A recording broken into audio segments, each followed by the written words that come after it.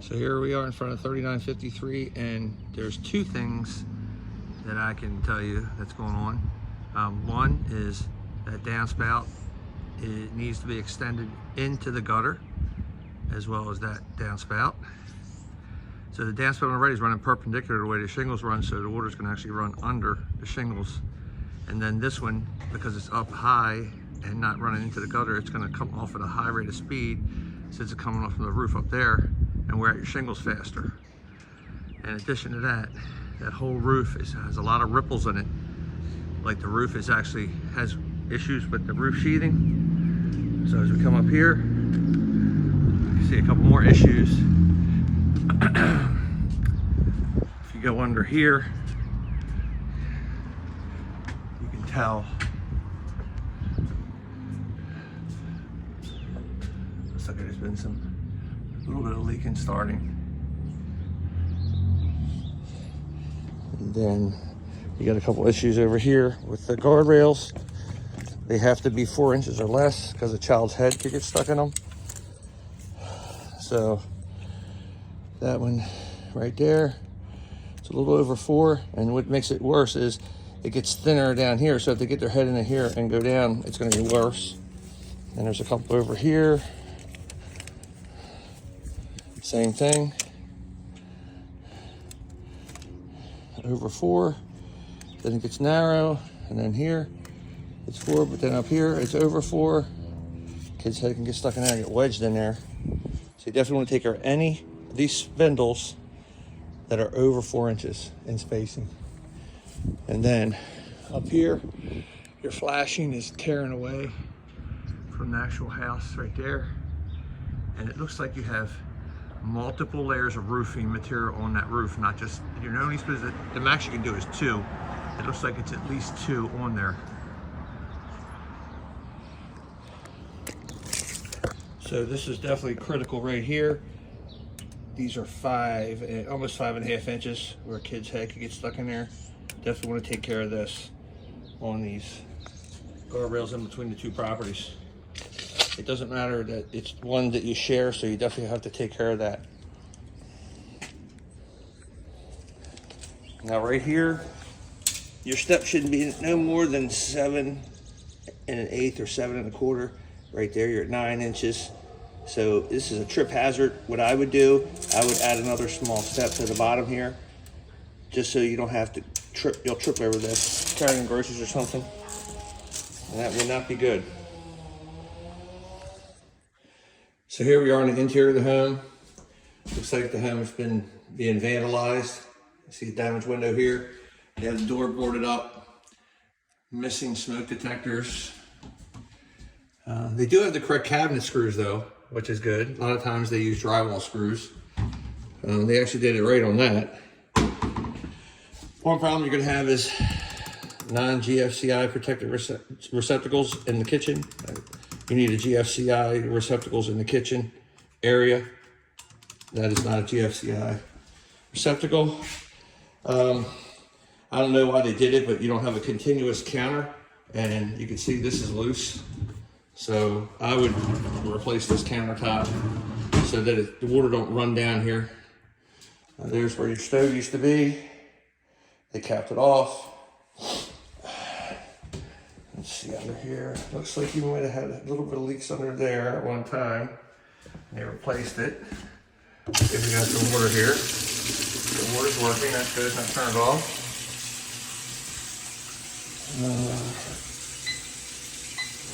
Microwave works. Well, the light works. Can't run the microwave with nothing in it. Floor is starting to curl a little bit. This is laminate. You can see where it's curling here. Give it an angle from here, you can see it. That's what it tends to do when it gets wet. Right there. I'm a big fan of LVP. So,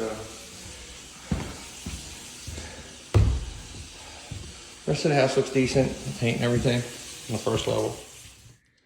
So here we are in the basement of 3953. Looks like they've had it waterproofed. There's a sump pump here. There's a sump pump added back there. You have a newer gas meter with a new gas service. You can tell the pipe's almost brand new. There's your new gas meter. You got your order line here coming in. CPVC going up to here. I'm going over to your outside hose bib. You come back here. This smoke carbon detector isn't interconnected with anything, and it needs to be if this house was remodeled after 1996 to get the city rental license. And this smoke carbon detector only has 1 more year left on it. It's 2014, and they're only good for 10 years, so 2024, that will no longer be good.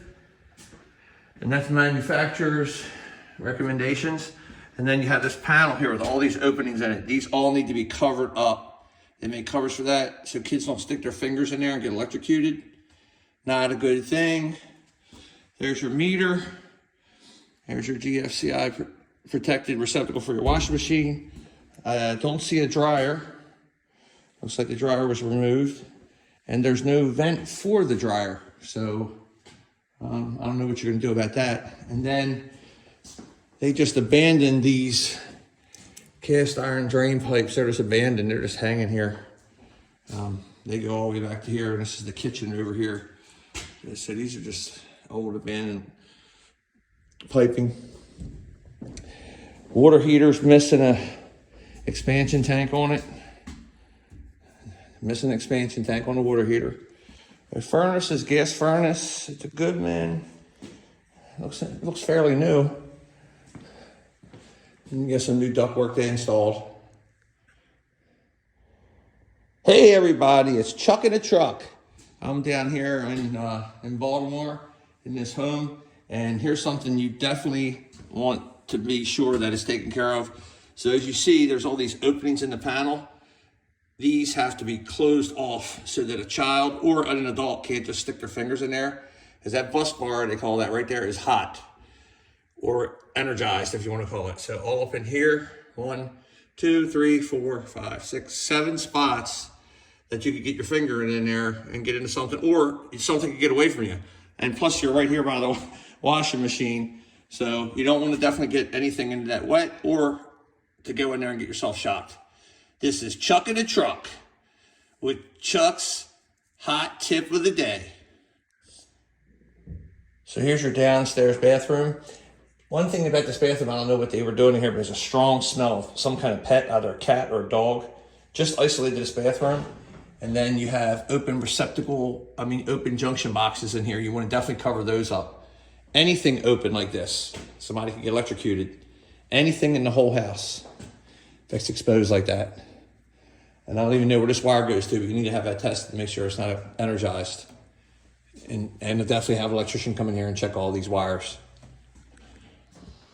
So here we are up in the upstairs of 3953, and what you got here is they should have raised that up so that the your threshold right there is even with your tile. Right there, they created a trip hazard where somebody could trip on this tile. Your vanity's not attached to the wall, as you can see. Toilet's secure. Toilet flush is fine. And then when you come over here, you're gonna need a plumber in here because this is not gonna work. And plus water can run behind there, and even your diverter's loose. Diverter cover. So that's all water can get behind there. You got some deteriorating grout in here as well. You see the hairline crack, water gets in there, and then your stuff's gonna start popping off the wall. Not gonna wanna have that happen. Then we come into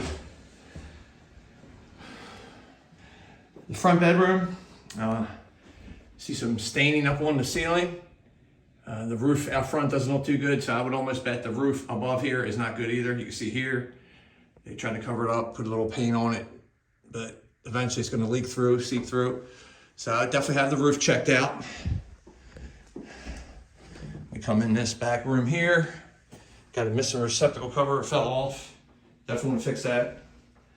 The ceiling in here, you got some bubbles right there. Something's trying to come through.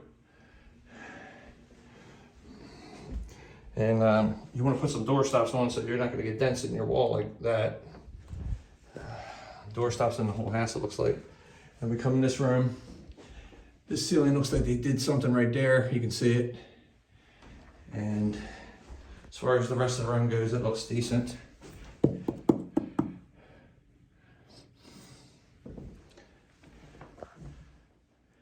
Hey, everybody, it's Chuck in the Truck. So this was a bathroom remodel that somebody did. They did it, but they didn't do it properly. So right here at the threshold, you see right there, you can trip over that. Your vanity's not secure. I mean, you should be able to move your vanity. Definitely want to caulk it as well. Your spigot, faucet, whatever you want to call it, into your tub, loose. Diverter cover, loose. Cracked grout. All there and there. So that's something you definitely look for in your own home. Look for cracked grout, deteriorating grout, and caulk and re-caulk as soon as you see it, because over time that water will seep through, get behind the tiles, and pop them off the wall. This is Chuck's Chat. Chuck has a tip on Monday. Check your grout and re-caulk as needed. Have a great Monday, everybody.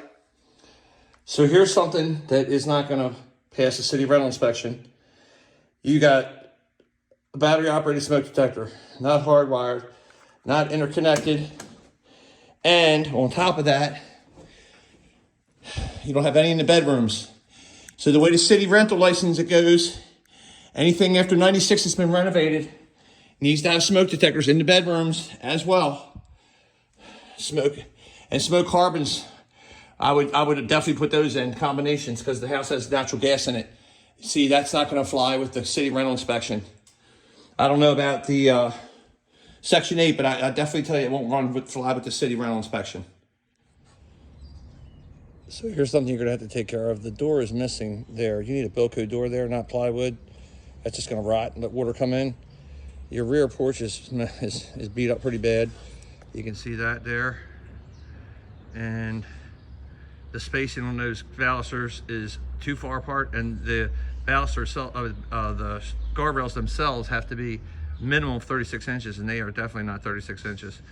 I can't get into the backyard because everything's locked and boarded up. So you definitely gotta get that taken care of.